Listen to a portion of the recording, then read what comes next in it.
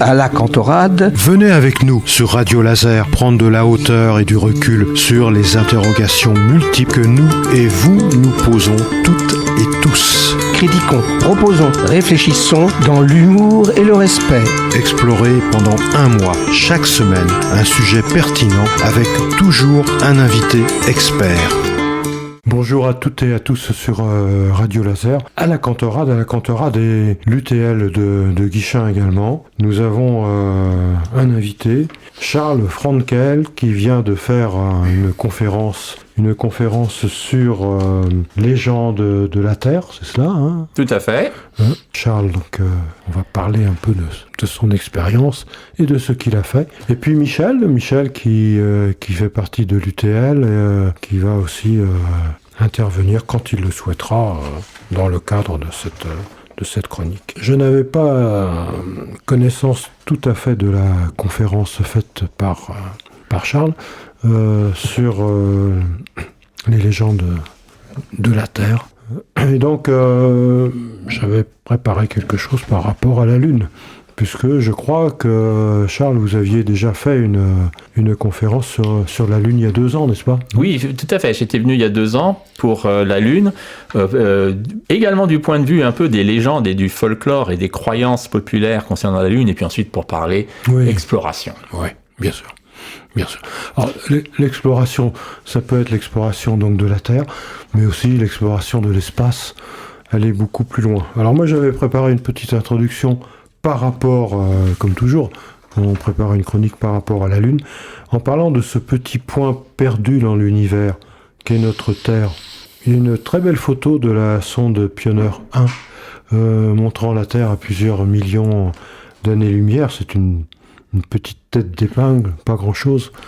Elle est toute bleue et c'est un véritable vaisseau spatial, la Terre. La Terre, oui. Alors, elle a été prise depuis, effectivement, depuis une sonde spatiale. Pas des millions d'années-lumière, heureusement pour nous, parce que ça voudrait dire qu'on l'aurait envoyé il y a des millions d'années. Merci de le préciser. Voilà, donc en fait, non, depuis plusieurs milliards de kilomètres, ce qui est déjà pas mal. C'est pas mal. C'est déjà pas mal. Et effectivement, les dernières photographies prises, d'ailleurs, c'était à l'initiative de Carl Sagan, un astrophysicien de l'époque. Il a décidé, la dernière photo, il faut tourner l'objectif, il faut photographier la Terre, et c'est un tout petit point bleu. Petit point bleu, oui.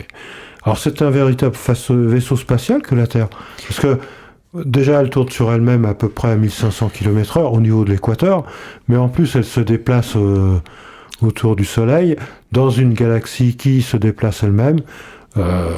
Ça fait beaucoup de mouvements. Il y a de quoi choper le tournis. Hein. Ça fait beaucoup de mouvements, et vous avez raison de dire que c'est un vaisseau spatial, parce que ça a une très fine atmosphère. On a donc un système de survie, comme un vaisseau spatial, et il faut bien sûr y prêter attention. Et heureusement, depuis plusieurs décennies, il y a un mouvement de défense de l'environnement qui a pris naissance, puisqu'il faut bien réaliser qu'on est dans un vaisseau spatial, et on est dépendant. Tout à fait. On est tout à fait attaché à cette... Il suffit qu'elle s'arrête de tourner pour que les choses se passent très mal. Alors, heureusement, elle s'arrêtera pas de tourner, mais vous savez, non, en fait, c'est une allégorie. Il faut que ça continue de tourner chez nous, au niveau de notre intellect et de notre préservation de l'environnement. Aussi, c'est important.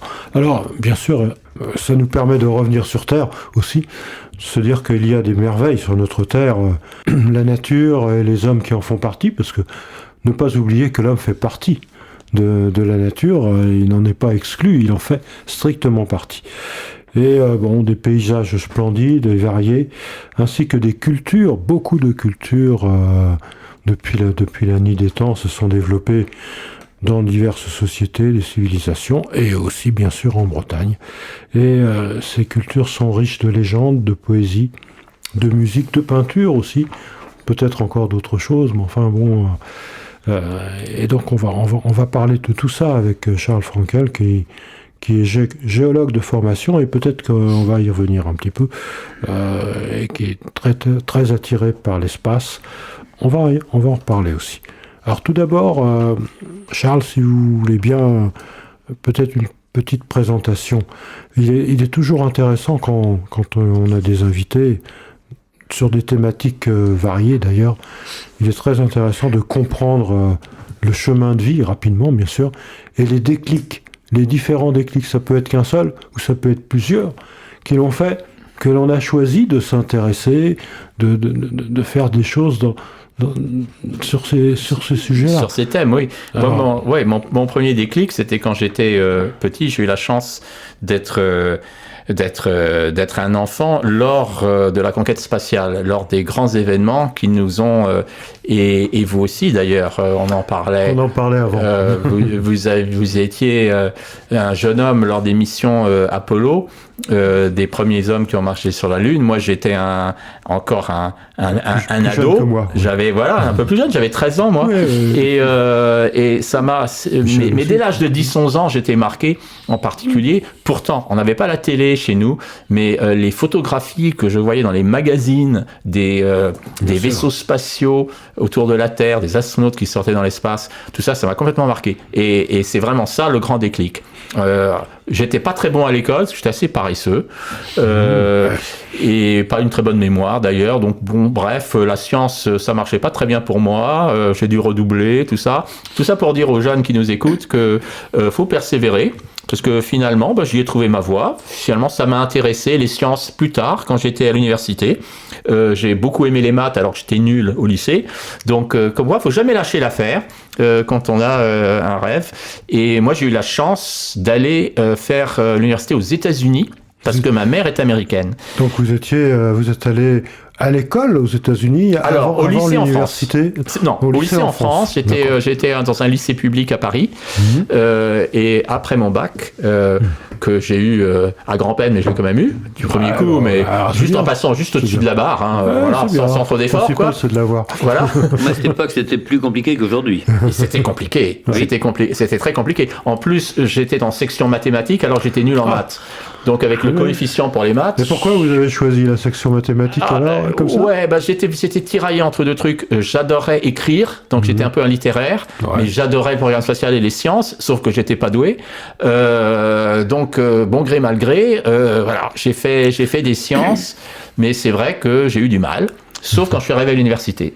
Et là, aux États-Unis, c'est une différente façon d'enseigner. J'étais super motivé déjà. En quoi c'est une différente technique d'apprentissage ou de transmission des connaissances? Eh bien, déjà, alors peut-être que c'est la différence de la fac par rapport au lycée, mais on avait des professeurs extrêmement pédagogues. C'est vrai qu'il faut avoir un bon prof. On peut avoir un très bon prof au lycée, c'est vrai, c'est important. ou passer à côté. Et moi, par exemple, j'avais des très bons profs au lycée de français. Donc ça m'a beaucoup aidé pour développer mon amour de l'écriture. En revanche, j'ai pas eu des profs extrêmement stimulants dans les sciences, c'est dommage. Alors qu'en revanche, aux États-Unis, oui. Et puis là, je pouvais choisir. Parce que quand je suis allé aux États-Unis, on postule à rentrer dans une université, on remplit un dossier, et moi je l'ai fait en fonction des profs. Donc je suis allé visiter. Et comment j'ai dû y aller. On vous présentait les profs, ce qu'ils faisaient. Oui, à l'époque, le postulant pour une grande université américaine, il peut simplement déposer un dossier sans jamais y être allé. Mais la meilleure chose, c'est de visiter, d'abord pour savoir si on va s'y plaire, et de rencontrer les profs. Et donc j'ai rencontré les profs de géologie, parce que déjà je savais que je voulais faire géologie, parce que pour moi c'était ce qui m'allait amener au programme spatial. Par rapport à ce que vous avez vu, quoi. Voilà. Et donc voilà, et j'ai rencontré un prof de tectonique des plaques, qui à l'époque était une science révolutionnaire, et je me suis dit, bon, c'est avec lui que je veux travailler, et donc j'ai choisi, et j'ai été accepté à cette université. Comme quoi, oui, il faut choisir un peu son mentor, son prof qui deviendra éventuellement votre professeur de thèse, de mémoire. Et votre professeur votre spécialiste des tectoniques des plaques, vous l'avez eu depuis la première année de faculté? Alors c'est très drôle que vous me posiez la question, parce que je suis arrivé, la première année que je suis arrivé, il est parti pour une autre université. Mais j'ai pas perdu grand chose au change, puisqu'il a été remplacé par celui qui est devenu mon directeur de mémoire, qui était un grand spécialiste des volcans. Et comme je suis particulièrement têtu, quand j'ai fini l'université, je suis allé pour poursuivre mon doctorat dans l'autre université où était allé le spécialiste, et je l'ai retrouvé là-bas, et il est devenu mon directeur de mémoire là-bas, à l'université de l'Arizona. Un vrai film. Ouais, comme quoi il faut jamais lâcher. Et quel était votre sujet de mémoire? Alors mon sujet de mémoire, c'était dans la tectonique des plaques, c'était d'analyser chimiquement des vieux granites canadiens pris dans les montagnes, dans les Appalaches, qui avaient infiltré le plancher océanique de l'époque il y a 470 millions d'années, et en particulier c'était de le dater. Donc de prendre des échantillons, de les amener dans un laboratoire en Californie où ils seraient datés par radiochronologie, des intégrations d'atomes radioactifs pour avoir un âge précis, et donc on avait trouvé 480 millions d'années, et ça permettait de dater, de jalonner les événements qui ont en fait construit le bord est de l'Amérique. De l'Amérique du Nord, tous les États, le Vermont, le New Hampshire, le Maine, l'État de New York. En fait, ce sont des plaquages successifs de cordons d'îles volcaniques qui sont emboutis par tectonique des plaques. Ils sont venus s'attacher progressivement par la dérive des continents, l'un après l'autre, se coller aux États-Unis, en faisant à chaque fois une chaîne de montagnes. Et vous pouviez voir les points de rupture? Oui. Alors on voit les points, surtout, alors on appelle ça les points de suture. Puisque en fait ils s'accolent, et c'est comme ça que vous avez les Appalaches, les Adirondacks, les Vermont, les montagnes vertes, qui ont donné le nom à l'État du Vermont, les montagnes blanches du New Hampshire qui sont granitiques, etc., etc. La radio s'écoute aussi en local. Radio Laser. Ça a été une passion et ça continue. Et voilà. Et de là, alors j'aurais aimé être astronaute. Bon, ça c'était mon rêve, comme celui de beaucoup d'adolescents. Vous avez été candidat éventuellement? J'ai pas été candidat. J'ai arrêté avant parce que je me rendais compte que j'avais aucune chance. Et surtout parce que le programme social avait changé. Quand j'ai commencé à avoir ce rêve, moi je suis géologue. Ce que je veux, c'est marcher sur la Lune, étudier la géologie de la Lune, la géologie de Mars, voire de Vénus, sans y aller parce que Vénus c'est trop chaud. C'est chaud. Hein. Et quand j'étais en plein dans mon doctorat, le programme social américain s'est cassé la gueule, carrément. Il a changé de cap totalement en allant vers la navette spatiale, la défense militaire de l'espace sous Ronald Reagan, et c'était terminé. Et pour moi, je me disais, bon, de toute façon, maintenant, et j'ai bien fait du moins d'arrêter cette branche parce qu'on n'est toujours pas retourné sur la Lune. Et maintenant, voilà. Ça fait un bail. Voilà, ça fait 5 ans, ça fait plus de 50 ans. 50 ans déjà qu'on n'est pas allé sur la Lune. Ça fait plus de 50 ans. Alors on va y retourner dans les années qui viennent. Donc tous les jeunes et les moins jeunes qui nous écoutent, vous allez vivre un épisode extraordinaire de l'aventure spatiale, parce que dans les 5 prochaines années, on redébarque sur la Lune, et c'est une lutte, une course entre les Américains et les Chinois. Alors, c'est une lutte aussi stratégique ou simplement pour explorer? Très stratégique. Ouais, explorer, bien sûr. Peut-être ce qui est dommage un peu. Alors oui, mais il faut un moteur. Et tant pis, la fin veut les moyens. Alors pour moi, que ce soit une course stratégique et de propagande, ça me va tout à fait, à partir d'une mesure où on va sur la Lune. Voilà. Et alors ce qui est intéressant aussi, et ça c'est pour les jeunes écolières et lycéennes qui nous écoutent, c'est que la prochaine personne à marcher sur la Lune sera une femme. Et c'est vrai qu'il est temps, parce que les premières personnes à marcher sur la Lune étaient tous des hommes, mais c'était une autre époque, c'est une époque très macho, puisque les astronautes étaient dérivés des forces armées qui elles-mêmes étaient très macho, et donc les femmes n'avaient pas un grand rôle à jouer. Maintenant, elles ont un immense rôle à jouer, et presque la moitié des astronautes à la NASA sont des femmes. Donc, jeunes femmes et jeunes filles qui m'écoutaient et qui veulent faire des maths. Écoutez bien, Charles. Faites des maths. Oui, faites des maths. Faites des sciences, tout est permis. Absolument. Que l'on soit géologue ou biologiste d'ailleurs aussi. Absolument. Ah oui. Ah bah oui, de toute façon, il y a... Voilà, donc si on a un intérêt pour les sciences, il faut y aller. Ok. Et donc, quelque part, ce déclic vous a amené à vous intéresser aussi à la Terre, strictement à la Terre. Ouais. Alors, pouvez nous expliquer finalement, je vais pas aller sur la Lune parce que je vais pas être astronaute, ok, d'accord. Et puis je peux Donc, pas. je Je sais peux bien pas. qu'ils me sélectionneront jamais, je suis trop rêveur. Bon, On peut se faire une idée. J'ai fait ma thèse sur le granit, etc., etc. Donc, je reviens sur Terre. Ouais, je reviens. Et là, en fait, je m'étais rendu compte surtout que j'avais étudié énormément les autres planètes et que j'avais du retard par rapport à ma connaissance de la mienne. C'est complètement paradoxal. Et en particulier même de la France. Alors que la France est un pays immensément intéressant et varié. Très varié. Au niveau de la géologie. Il y a tout. On a tout sur un petit, dans un petit périmètre. On a des chaînes de montagnes, on a des chaînes de volcans, on a des bassins, on a des rifts, on a des canyons, on a tout. Et c'est magnifique. Et donc, là, j'étais devenu un peu plus vulgarisateur des sciences. C'est-à-dire, au lieu de faire de la recherche, j'enseignais ou j'écrivais. Et j'ai écrit un livre sur la géologie de la France. Et ça m'a permis de me rabibocher avec ma planète et avec mon pays d'origine. Qu'est-ce qui vous a amené à dire je vais plus faire de recherche, je vais faire de la vulgarisation? Pourquoi? Alors, j'étais pas bon en recherche. Parce que là, voilà, j'avais pas les bonnes qualités. Comme pareil, j'avais pas les bonnes qualités d'être astronaute. C'est quoi les qualités pour faire de la recherche? Alors, de la mémoire, de la persévérance, de l'humilité. Voilà, il faut énormément travailler, il faut être très rigoureux, ça prend beaucoup de temps, il faut pas lâcher quand on développe. Absolument. Voilà. Et moi, c'est pas ça. Moi, je suis un peu fantasque, un peu trop imaginatif, pas assez concentré, pas prêt à ces sacrifices-là. Et voilà. Donc, ça m'a poussé plus vers parler du travail des autres plutôt que le faire. C'est bien aussi, il faut. Oui, il faut aussi. Donc, c'est quand même un rôle. Donc, ça, on peut comprendre. Donc, finalement, vous avez fait beaucoup de vulgarisation, finalement. Ouais, je m'en rends compte. Je me dis, oulala, je dois être vieux. Parce que j'ai écrit, je commence à dire, mais j'ai écrit autant de livres que ça. Et effectivement, j'ai dû écrire, maintenant, je vais être à mon 18e ou 19e livre et de vulgarisation scientifique. La plupart en français, mais j'en ai également écrit pour mes éditeurs anglais et américains. Donc j'en ai écrit déjà 5 en anglais. Et ça, c'est dur pour moi parce que ma plume, ma langue natale, où j'ai appris le style, c'est le français. Et écrire en anglais, alors que je suis bilingue pourtant, écrire en anglais, trouver la bonne phrase, le bon mot, ça me prend 3 ou 4 fois plus de temps. Alors c'est énorme, 3 ou 4 fois plus de temps. Parce qu'un livre en français, j'arrive à l'écrire en 6 mois.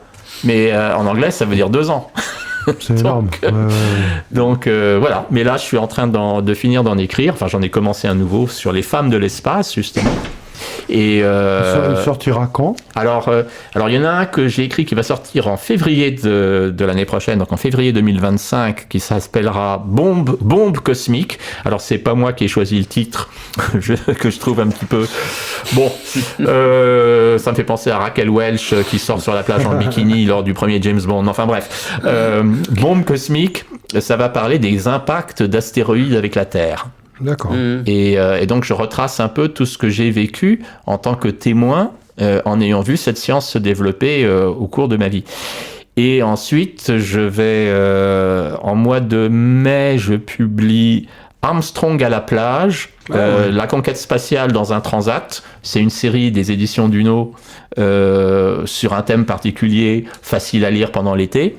Donc là, je vais parler de qu'est-ce que c'est que l'astronautique, de comment marche un moteur fusée, de comment on devient astronaute, voilà. On revient à mes grandes amours. C'est bien. Et puis finalement, là, j'en attaque un nouveau pour la fin de l'année prochaine, qui sera sur les femmes de l'espace, comment elles ont longtemps été tenues à l'écart du programme spatial, dans un contexte justement macho, et un contexte un peu misogyne, et comment elles ont percé, les héroïnes qui ont été les têtes de proue de leur arrivée dans ce milieu. Les premières astronautes russes, bien sûr, américaines, françaises, puisqu'on a une grande astronaute française, on en a maintenant 2. On avait Claudie Aigneret, de son nom de jeune femme, Claudie André Déhay, qui a volé 2 fois dans l'espace. Et maintenant, plus jeune qui vient d'arriver. Voilà, exactement. On a Sophie qui va voler à bord de la Station spatiale internationale. Sophie Arnaud qui va voler l'an 2025, en juin 2025 dans la Station spatiale. On est bien ensemble sur le 95.9 FM et en DAB+, Radio Laser. Vous avez côtoyé un peu les astronautes, discuté avec eux, peut-être? Alors, surtout ceux qui ont marché sur la Lune, puisque ça, c'était mon centre d'intérêt. J'ai rencontré la plupart des astronautes qui ont marché sur la Lune, voire même des liens d'amitié avec certains d'entre eux, comme... hélas, il est décédé depuis, mais le 3e homme à marcher sur la Lune, on connaît les 2 premiers. Mais ensuite, il y a eu d'autres missions. Aldrin, alors. Alors, Aldrin, c'est le second. Donc, il y a Armstrong et Aldrin. Collins. Alors, Collins, vous avez raison, c'est le 3e qui reste en orbite autour de la Lune. C'est ça. Oui, il n'a pas posé les pieds sur la Lune. Il n'a pas posé les pieds. Voilà. Mais alors, ce qu'on ne sait pas, c'est qu'après ce vol Apollo 11, il y a eu 5 autres missions qui se sont posées sur la Lune et 10 autres astronautes qui ont marché sur la Lune. Et ceux-là, on les a totalement oubliés. Et pourquoi Parce que du déjà vu. Ouais. C'est que on se fatigue vite. Alors mais ils font la même chose que les autres. Je préfère changer de chaîne et regarder les feux de l'amour.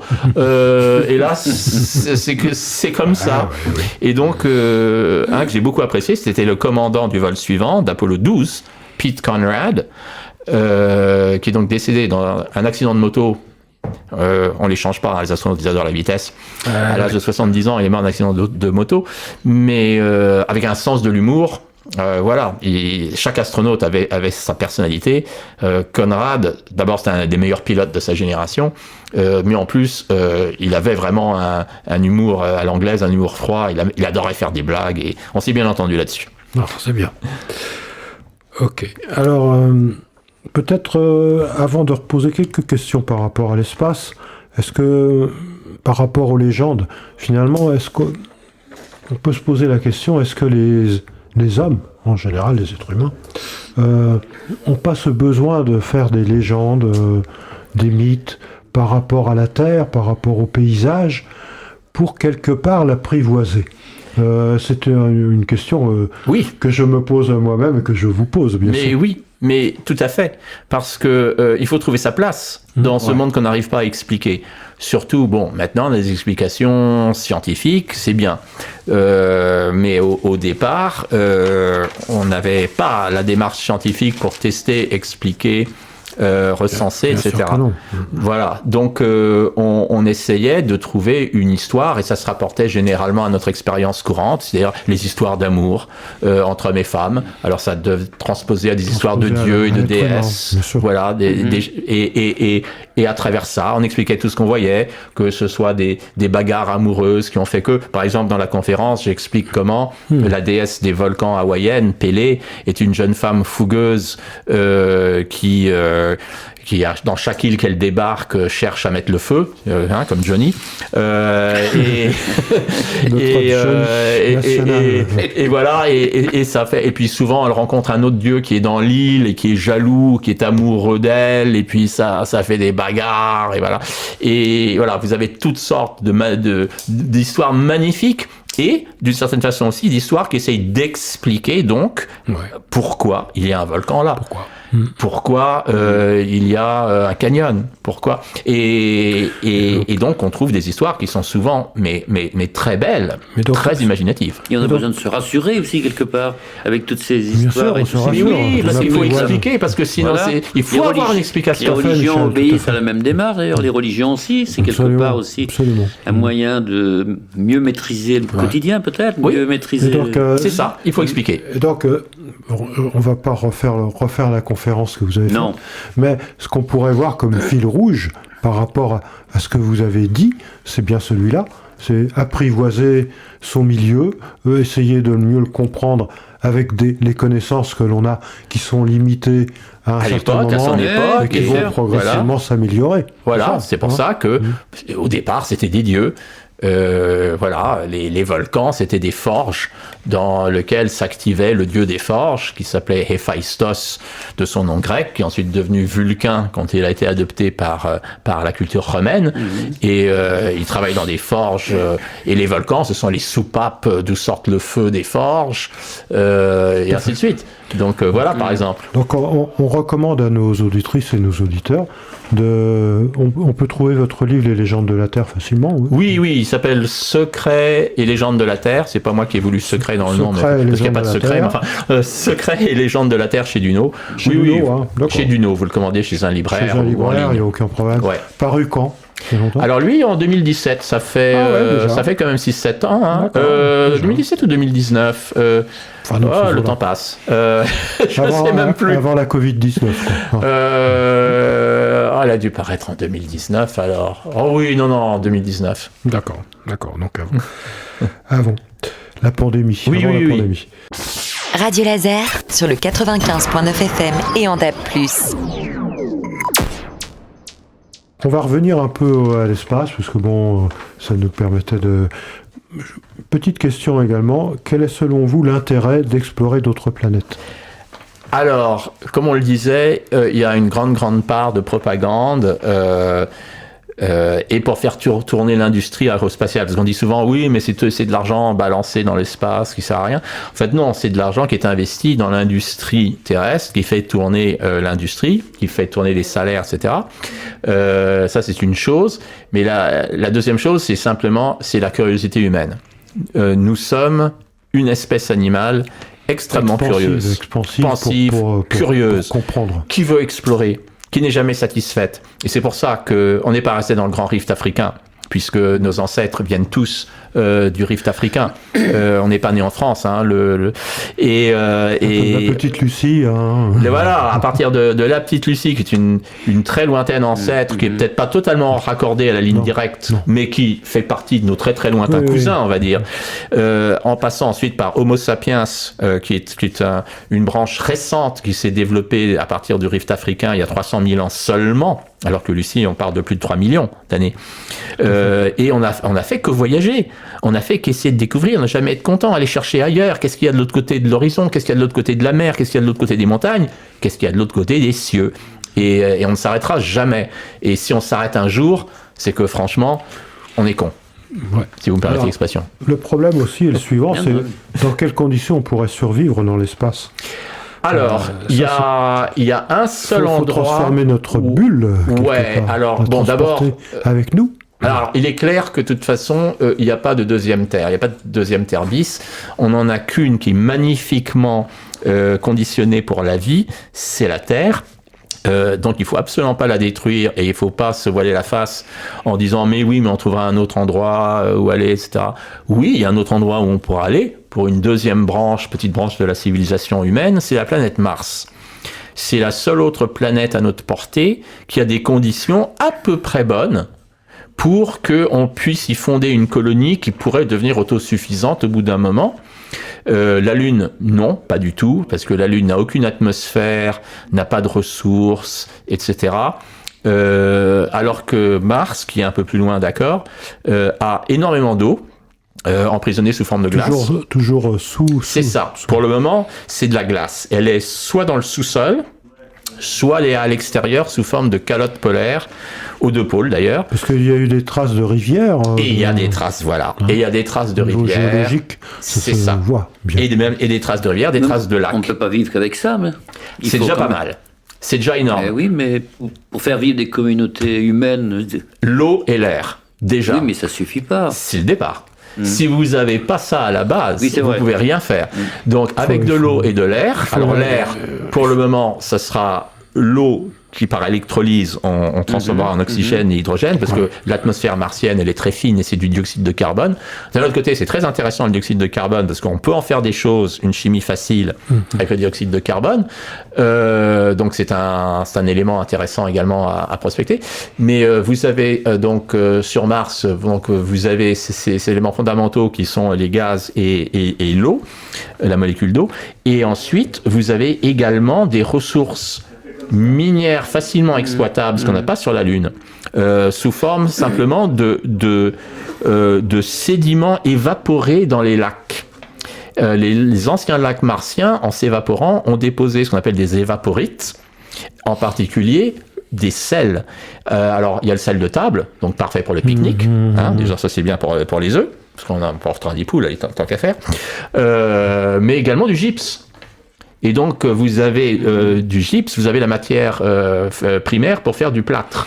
Et vous pensez qu'il y a eu des formes de vie rudimentaires sur Mars, oui. à un moment ou à un autre?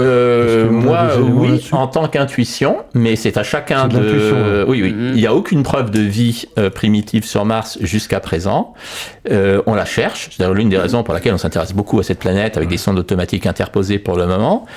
On a déjà trouvé un truc pas mal, c'est qu'on a trouvé des molécules organiques. Alors attention, il faut bien... dans les nuages interstellaires, on a trouvé des traces. Vous avez absolument raison. Vous en avez raison. Rien que dans les nuages du cosmos, il y a des molécules organiques. Alors, très loin. Juste pour les auditeurs et les auditrices, il faut expliquer qu'une molécule organique, ça ne veut pas dire une molécule du vivant. Ça ne veut pas dire la vie. Voilà. Ça veut dire une molécule à base de carbone réduit, non oxydé, ce qui leur permet de s'accrocher les uns aux autres pour faire des molécules complexes. Même ce qu'on appelle la molécule organique. Des molécules cycliques, même dans les nuages interstellaires. Oui, voilà. On a également des atomes de carbone en couronne qui se tiennent la main pour faire des couronnes qu'on appelle les polycycliques. Alors on pourrait se poser la question comment se fait-il que, peut-être, cela étant dit, ce sont les mêmes éléments qui sont présents à des milliards d'années-lumière, comme ici. Oui. Ce sont toujours les mêmes éléments. Toujours les mêmes éléments. On n'a pas inventé de nouvelles matières. C'est exact. Il ne faut pas croire qu'il y a des nouveaux atomes qu'on va découvrir dans l'espace. On les connaît tous. C'est de la chimie de base. C'est les étoiles qui les fabriquent.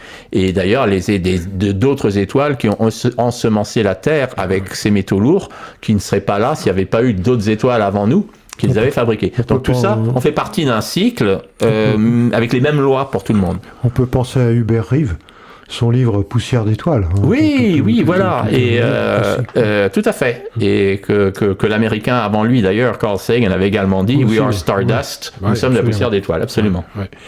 Alors, bien sûr, on peut je me rappelle des expériences qui ont été très contredites de Miller. Ah oui. À savoir que, comme vous êtes géologue, justement, je vais vous interroger là-dessus, ça tombe bien, à partir des bombes volcaniques qui ont été expulsées au niveau de l'air primaire, il y aurait eu des ponctions qui auraient été faites, et Miller a essayé de reconstituer l'atmosphère primitive. L'atmosphère primitive dans une enceinte et faire passer des décharges électriques. C'est ça. Ça a été très contredit, cela. C'est-à-dire, l'expérience en elle-même, il n'y a pas de problème, elle est bonne. C'est-à-dire que, effectivement, il a mis Alors, il est parti d'une mauvaise hypothèse de base, c'est tout. Mais il est parti du principe que l'atmosphère primitive était surtout de l'hydrogène. On sait maintenant que ça n'a pas été le cas et que très rapidement, l'atmosphère primitive de la Terre, ça a surtout été du dioxyde de carbone et de l'azote et des choses comme ça. Mais ça fait rien. Il avait détecté quelques molécules organiques, je crois. Oui, alors dans son expérience, pas seulement un peu.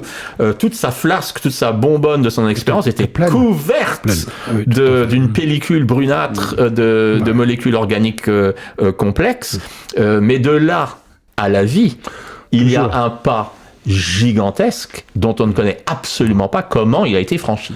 Et c'est ça le chaînon manquant de la biologie, des origines de la vie. Il y a des labos qui travaillent sur l'origine de la vie, d'ailleurs. Oui. On parle beaucoup de LUCA, la Last Universal Common Ancestor. Tout à fait. Ancestor, yes. Et donc, là, on s'interroge comment on a pu passer de quelque chose à...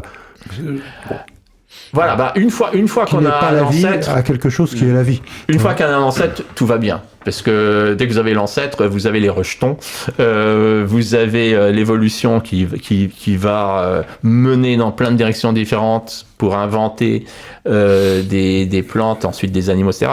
Là où le bas blesse, c'est avant même Luca. C'est c'est avant. Qui est effectivement déjà une forme de vie primitive dont toutes les autres auraient surgi.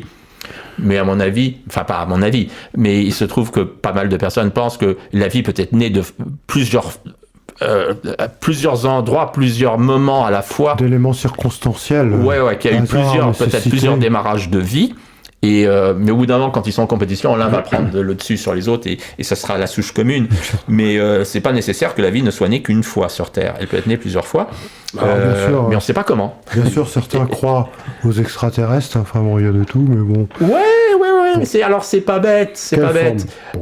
C'est pas bête. C'est une preuve qu'on appelle une preuve. C'est une hypothèse, pardon, qu'on appelle la panspermie.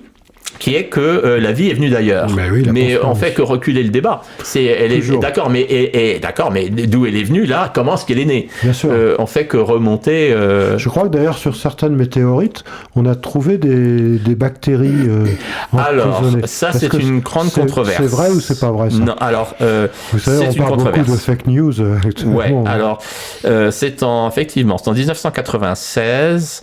Qu'une équipe de géologues, planétologues avec des membres de la NASA ont découvert dans une météorite martienne trouvée en Antarctique des indices qui semblaient montrer qu'il y avait donc des fossiles de vie martienne très très primitive au niveau bactérien dans cette météorite.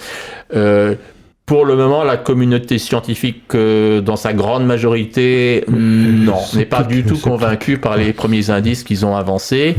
Et c'est vrai que c'était très intéressant à l'époque. Moi, j'ai suivi ça de très près.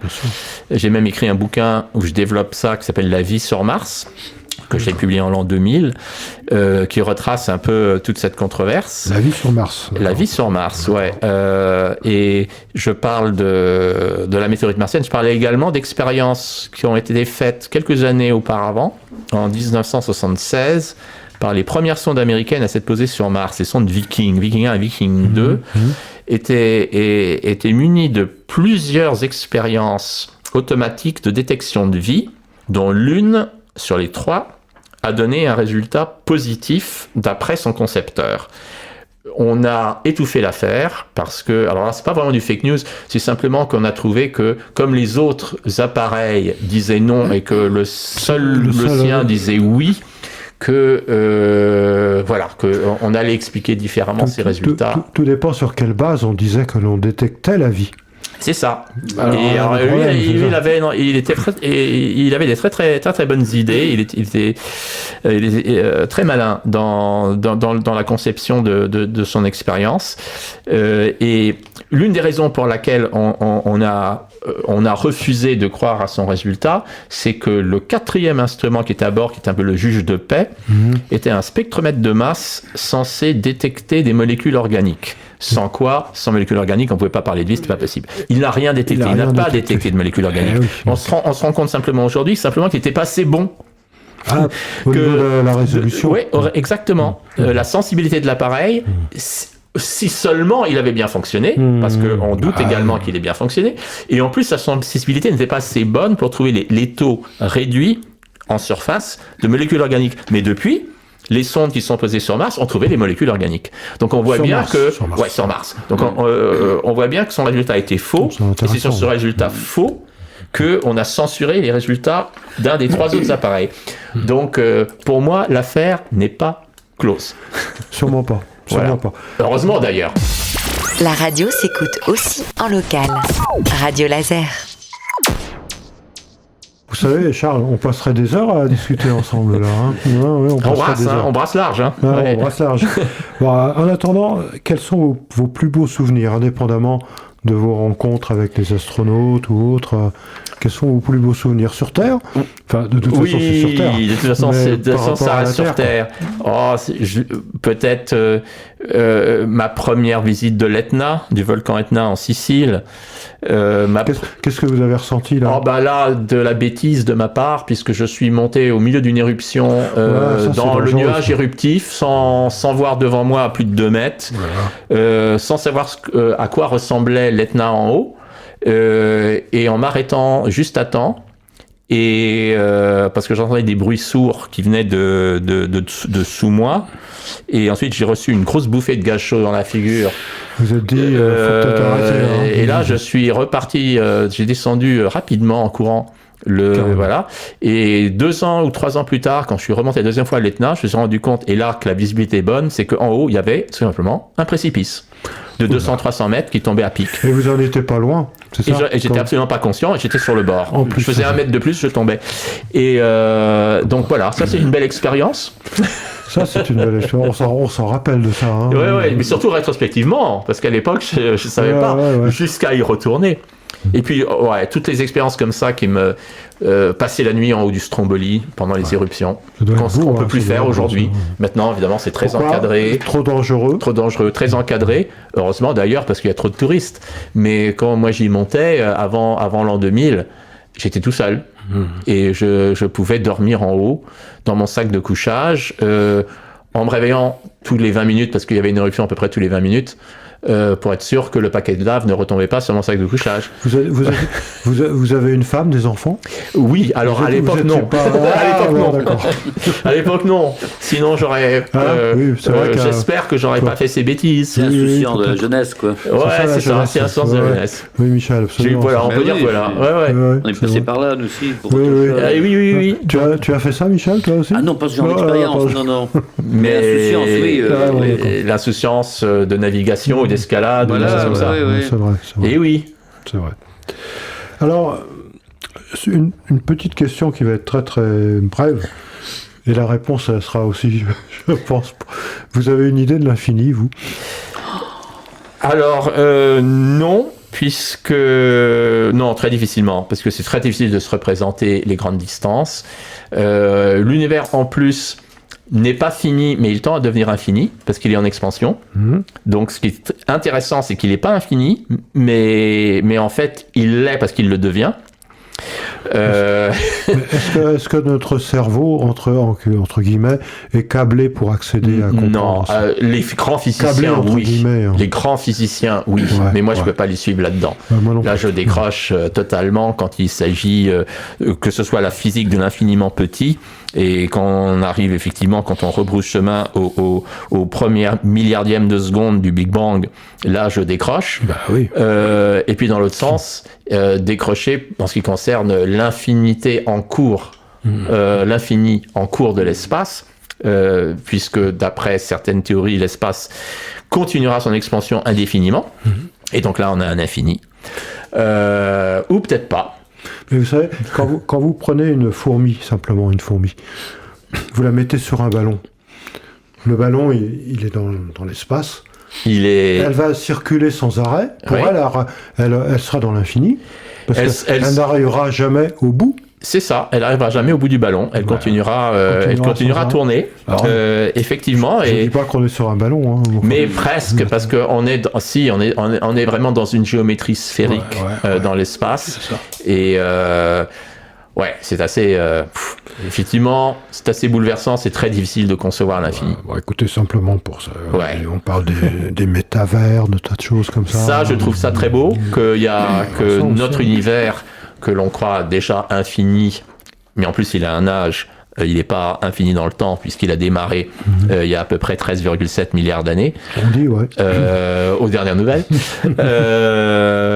mais qu'il ne serait qu'une bulle dans un brouet d'univers en création constante. Et la parabole, l'image que j'aime en donner, c'est que notre univers est la bulle d'un bain moussant dans une baignoire infinie. Et donc tout ça peut ne donner que le vertige, plus ou moins. Voilà, il ne faut pas lâcher le savon. Alors malgré tout, l'être humain a un cortex, il a aussi ce qu'on appelle un cerveau reptilien. L'hippocampe. Le cortex essaye de dominer. Et le néocortex, justement, qui est la source de notre... Et cependant, on a des qualités de curiosité, d'essayer de comprendre les choses, etc. Et cependant, actuellement, on est inquiet de ce qui se passe à peu près sur Terre en ce moment, non? Oui, moi je suis inquiet aussi. Je suis pas très optimiste, si c'est ça votre... Qui disait toute civilisation est mortelle. Oui. Alors, les civilisations sont mortelles, heureusement, puisqu'il faut faire le tri entre les bonnes et les mauvaises.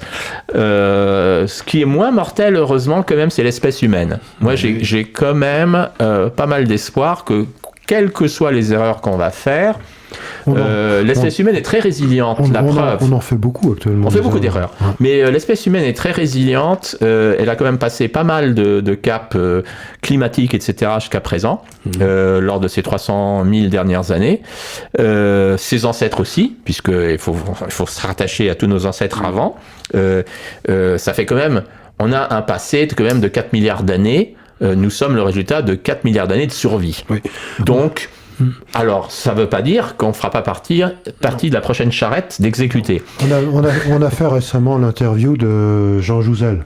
Que je connais. Oui. Jean Jouzel qui a fait des carottages pour détecter le taux de CO2 tout à fait. Dans ces carottages. Et on remarque que, c'est lui qui le dit, donc moi je ne suis pas un spécialiste dans ce domaine.